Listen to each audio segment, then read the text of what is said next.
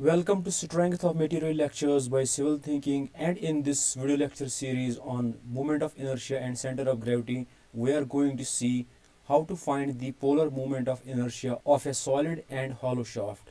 Now before I move on, I suggest you to please watch the video lectures on center of gravity and moment of inertia in sequence as in the playlist so that you understand better. The playlist link is in the description, or also you can click on the pop-up on your screen. Now coming to today's class, now first of all we are going to find the polar moment of inertia of a solid shaft, and then we will find the polar moment of inertia of a hollow shaft. Okay, now let me draw a shaft.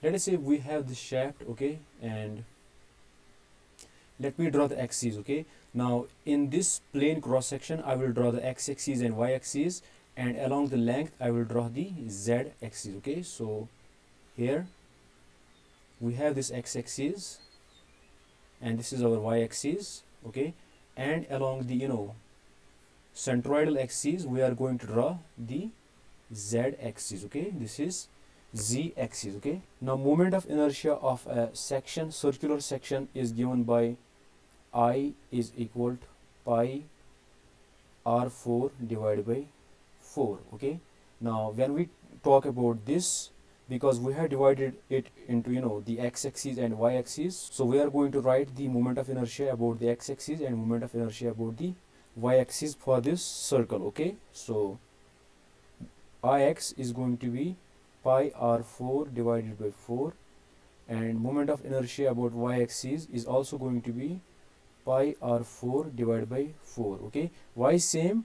Because when you draw a circle, you will see if this is x-axis and this is y-axis, you will see they are symmetric.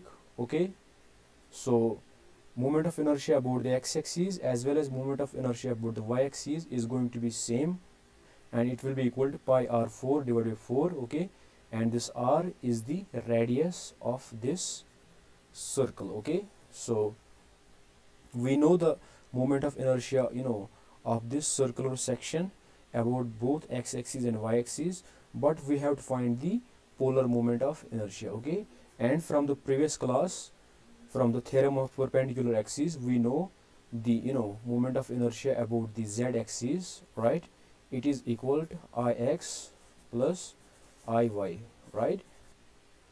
How do we know? We know it from our last class, right? It is on theorem of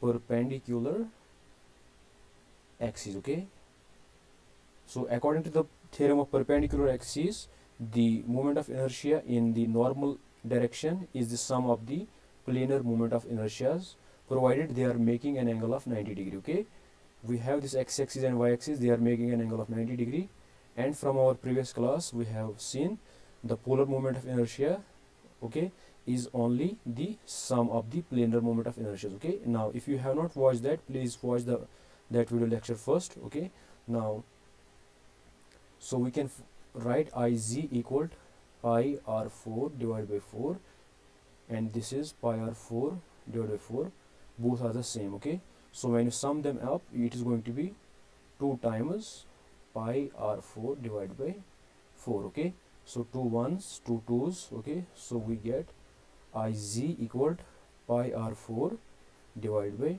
2. Okay, and this is the polar moment of inertia of what? Solid shaft. Okay, so we denote it with J or I P. Okay, this is the polar moment of inertia of a solid shaft.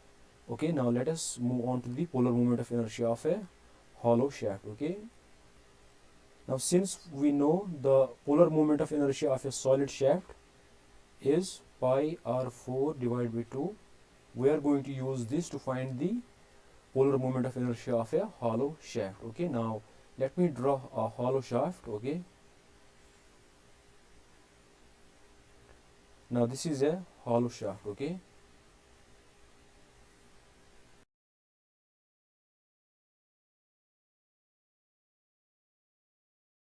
so this is our hollow shaft. Okay, now what we can do, we can do some trick here. Okay, Now a shallow shaft can be represented like if it was only solid, and then we will subtract the hollow part. Okay, so we can write the same as full solid. Okay, like this.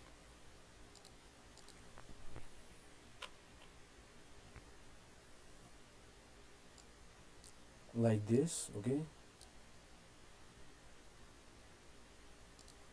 this, and then we will subtract this much, right? And we will cut this much, and that is the same thing. Okay, so all of this is equal to the whole solid minus the hollow part, right?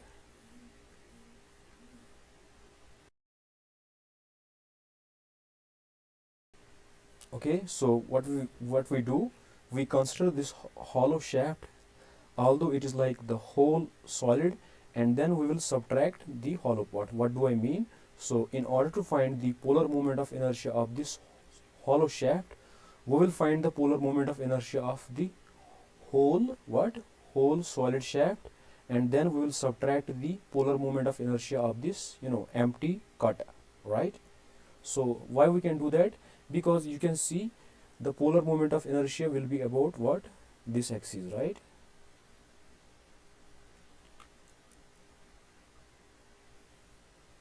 The polar moment of inertia is about this axis, right? So the polar moment of inertia of the hollow part is also about the same axis, and the polar moment of inertia of the whole part, okay, is also going to be along the same axis. Okay, since the moment of inertia, when two moment of inertias are about the same axis, so we can add them. Okay, so for example,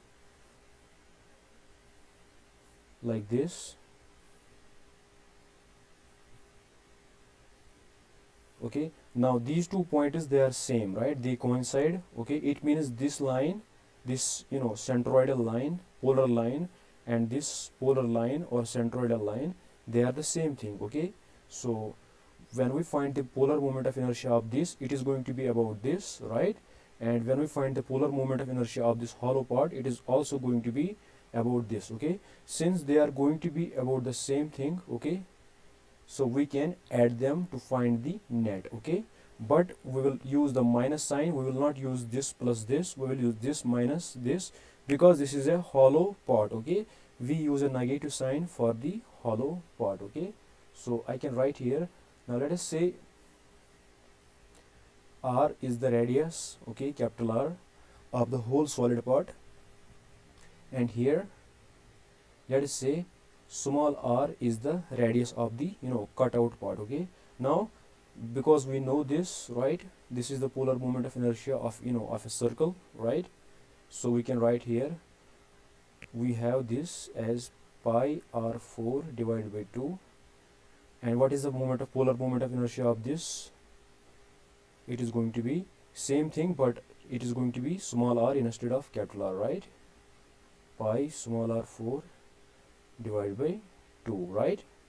Now we are going to subtract them. Okay, so I will write here, so j of this hollow, okay, it is going to be polar moment of inertia of the full solid, right, minus polar moment of inertia of what, of the empty or cut part, right, of this. Okay, this minus this. Okay, so when we simplify it, it is going to be pi divided by 2 r4 minus r4. Okay, so this is the polar moment of inertia. Okay, we also denote it with ip. Okay, polar moment of inertia of a solid shaft. Okay, now if you have any doubts, you can comment, and that's it for this class.